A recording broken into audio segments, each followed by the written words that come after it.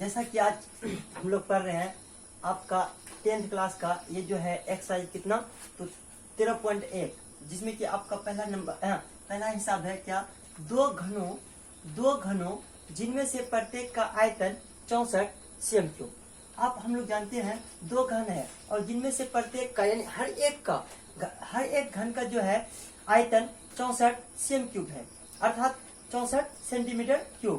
उसके बाद के संलग्न फलकों को मिलाकर एक ठोस बनाया जाता है। इस प्रकार प्राप्त घनाभ का पृष्ठ क्षेत्रफल ज्ञात कीजिए। जैसे कि हम आपके सामने डायग्राम बनाया है अर्थात फोटो बनाया है क्या इसमें से एक घन है जिसका नाम है ए बी, उसके बाद सी डी, उसके बाद एफ एच जी ई और दूसरा जो घन है आपका वो है कौन बी एल सी के एच जे जी आई। दोनों को जब जोड़ते हैं तो एक क्या बना मेरे सामने तो ये बना है घनाभ। तो इसी को कैसे सॉल्व करेंगे इसी को हम लोग आज देखते हैं कि जब दो घन आपस में जुड़ता है तो किस तरह से एक घनाभ बना और घनाभ का जो पृष्ठ क्षेत्रफल क्या होगा। तो सबसे पहले हम लोग देख रहे हैं क्या इनमें से दो घनों में से क्या प्रत्येक का आयतन दिया हुआ अर्थात प्रत्येक का मतलब क्या हर एक का जो आयतन है वह कितना 64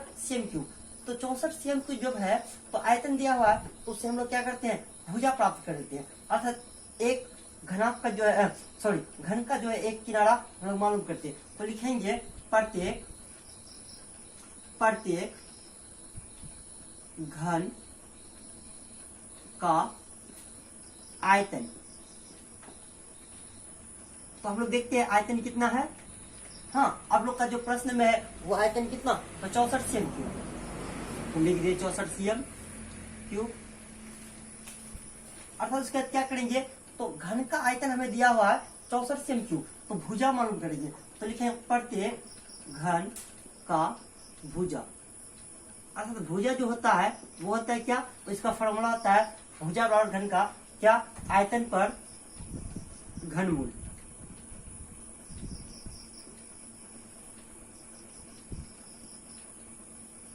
लिख दिए आयतन पर घनमूल। तो क्या करते हैं तो आयतन आपको मालूम है प्रत्येक घन का जो आयतन है वो कितना तो 64 कितना 64 तो 64 पर क्या चलेगा आपका घनमूल।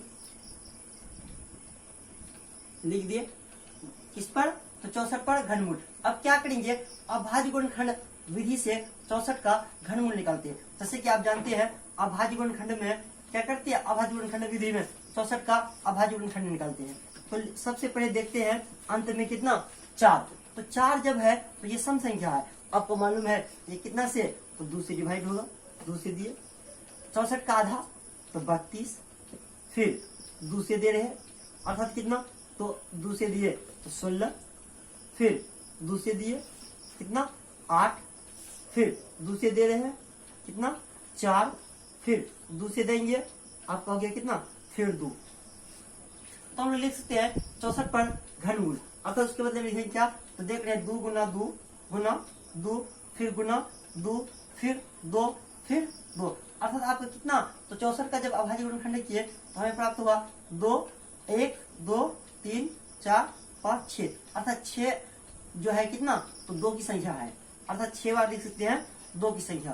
तो लिखेंगे यहाँ क्या घनमूल किस पर तो आप देखे थे 64 का जो अभाज्य गुणनखंड हुआ था वो हुआ था कितना तो 6 आपका 2 आया था यानी 2 गुनी 2 गुना 2 फिर गुना 2 गुना 2 फिर गुना 2।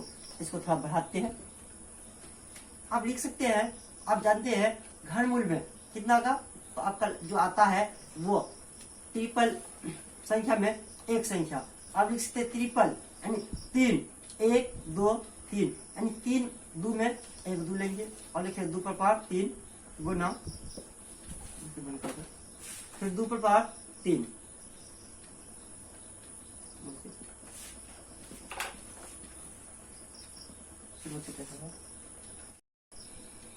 तो हम लोग देख रहे थे क्या तो इसका घनमूल निकाले हैं। घनमूल निकालने के लिए क्या करेंगे तो सबसे पहले 3 2 में से 1 2 फिर 3 2 में से एगो 2 लिए। अब क्या करते हैं तो देखते हैं 2 पर पावर 3, यहाँ भी 2 पर क्या 3, तो 3 कॉमन ले लेते हैं, लिखेंगे घनमूल उसके बाद क्या 2 गुना 2 का होल क्यूब, अर्थात जब ये क्यूब हटा तो ये घनमूल भी हट जाएगा। तो आपका हुआ क्या 2 गुना 2, आपको प्राप्त होगा 2 दूनी यानी 4 cm। तो ये जो हुआ आपका ये क्या हो गया, एक घन का जो भुजा प्राप्त हुआ आपको, अर्थात आप जानते हैं घन का जो है सही भुजा आपस में बराबर, अर्थात AD का मान 4 cm, उसके बाद AB का मान भी 4 cm सेंटीमीटर। उसके बाद आप जानते हैं BL भी उसी के जैसा है, एक समान है, तो BL भी 4 समान। उसके बाद आपका जो ऊंचाई है AF वो भी कितना 4 सेंटीमीटर। तो हम बोल सकते हैं क्या, जब एक घन का जो हमें भुजा प्राप्त हुआ कितना 4 cm, तो अब हम निकालेंगे क्या, दूसरा जो 2 घनों को जब जोड़े संयोग किए हैं तो उससे जो घनाभ प्राप्त हुआ उसमें क्या क्या परिवर्तन हुआ। तो लिखेंगे क्या एक घन की प्रत्येक भुजा वो हो गया कितना बराबर 4 सेंटीमीटर। जब 2 घनों को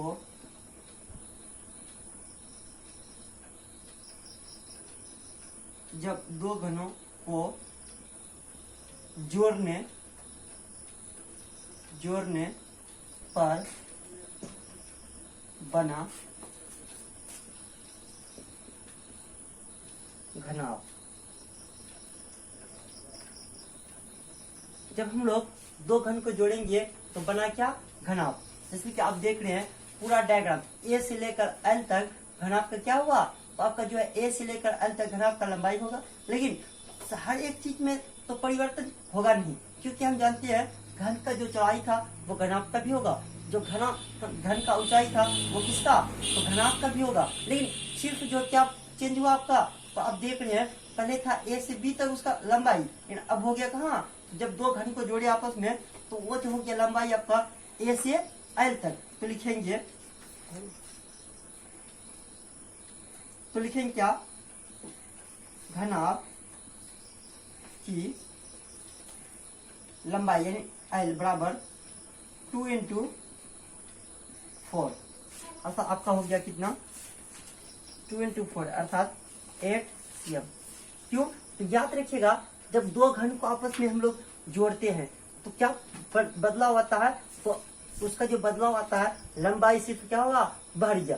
पहले था AB तक लंबाई, अब हो गया A से कहाँ तक L तक, अर्थात पहले 4 था अब वो उसका 2 गुना हो गया 4 और प्लस फिर कितना 4। क्यों AB और फिर कौन BL जो जुटा वो हो गया कितना आपका 8, कितना 8। उसके बाद लिखिए घनाभ की चौड़ाई, और चौड़ाई देखते हैं पहले के जैसा है, कोई परिवर्तन नहीं हुआ, अर्थात वो भी कितना तो 4 cm।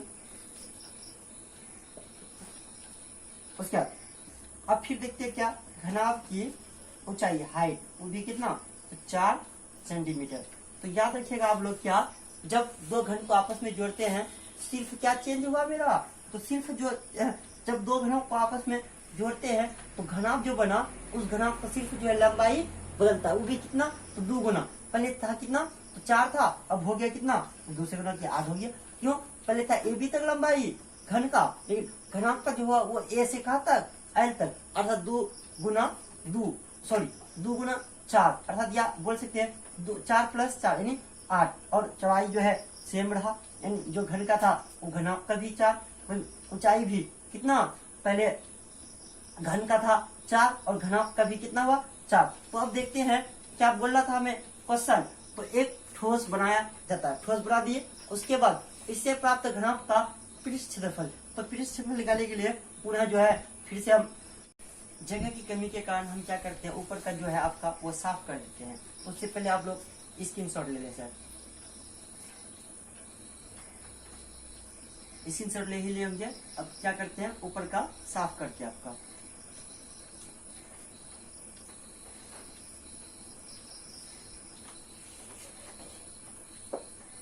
हम लोग क्या किया अब तक जो है घनाभ का क्या लंबाई, चौड़ाई और ऊंचाई हमें प्राप्त हो चुकी है। तो क्या करते हैं, अब घनाभ का जो निकालना क्या है, इससे बना प्राप्त घनाभ की पृष्ठफल।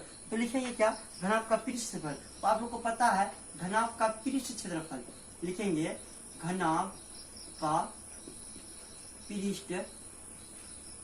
पृष्ठीय क्षेत्रफल का जो फॉर्मूला होता है अर्थात सूत्र जो होता है वो होता है 2 इंटू LB, अर्थात जिसको बोल सकते हैं 2 गुना लंबाई गुना चौड़ाई प्लस BH, अर्थात प्लस चौड़ाई गुना ऊंचाई और फिर प्लस LH, जिसको बोल सकते हैं हम लोग क्या, लंबाई गुना ऊंचाई। तो इसी पे बैठाते हैं। तो आप इसी पे आपको क्या करना होगा, बैठना होगा। तो देख रहे हैं क्या, 2 गुना, और गुना का चिन्ह यहाँ ब्रैकेट दे दिए हम। तो लिखेंगे 2 इंटू क्या L का मान आपको पता है। तो घनाभ की जो लंबाई है वो कितना, तो आप देख रहे हैं घनाभ की जो लंबाई है वो है 8। तो लिखेंगे 2 इंटू L का जगह 8 गुना B का जगह में आपको पता है B कितना, तो आपका है 4, L गुना B 8 गुना 4, फिर प्लस, फिर है BH, LB बैठा दिया आप, फिर लिखिए क्या प्लस लिखिए, उसका BH, B का मान, तो B का मान आपका है कितना 4 इंटू H, फिर देख रहे हैं घनाभ की जो ऊंचाई है वो है कितना, तो आपका है 4, तो फिर लिखिएगा 4, फिर प्लस, फिर क्या LH, L फिर H, L आपको पता है कितना, तो आपका जो L है वो है कितना 8 cm। तो लिखेंगे 8 गुना फिर कितना, तो H का मान 4, फिर क्या करते हैं ब्रैकेट बंद। तो लिख सकते हैं आप कितना 2 ब्रैकेट ओपन यानी छोटी कोष्ठ जिसका जगह में आपका क्या है गुना। तो आप 8 से फिर 4 को गुना कीजिए, अर्थात 8 के 8 जो पढ़ा है वो कितना बार 4 पढ़िए, 8 चौका तो लिखे 32, और फिर किसका चिन्ह गुना के बाद प्लस का प्लस, फिर उसी तरह आप गुना कीजिए कितना, तो 4 गुना 4, अर्थात 4 को 4 से गुना कीजिएगा तो प्राप्त होगा कितना 16, फिर आप लिख सकते कितना, तो 8 गुना फिर कितना 4, जैसा कि आपका होगा कितना, तो वो भी होगा प्लस कितना 32। अब आप लिख सकते हैं 2 गुना, क्या कीजिए, तो ब्रैकेट के अंदर में प्लस का काम यानी जोड़िए, तो जैसा आप 32 यानी 10 के 2 और 6 8 और 2 10 का 0, उसके बाद हासिल आपका जो बचा है कैरी वो 1 3 और 1 4 3 7 और 1 8। अब लिख सकते हैं 2 गुना 80 यानी 80 दूनी 160 cm और क्या स्क्वायर, यही हुआ आपका क्या आंसर। थैंक्स।